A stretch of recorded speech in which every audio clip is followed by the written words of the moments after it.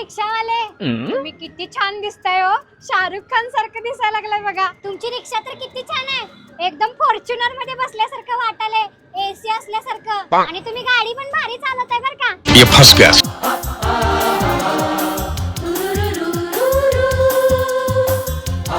किती पैसे झाले हो मॅडम? मी तुमच्याकडे पैसे घेते.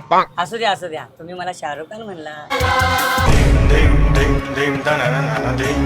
हे तयार उतरा.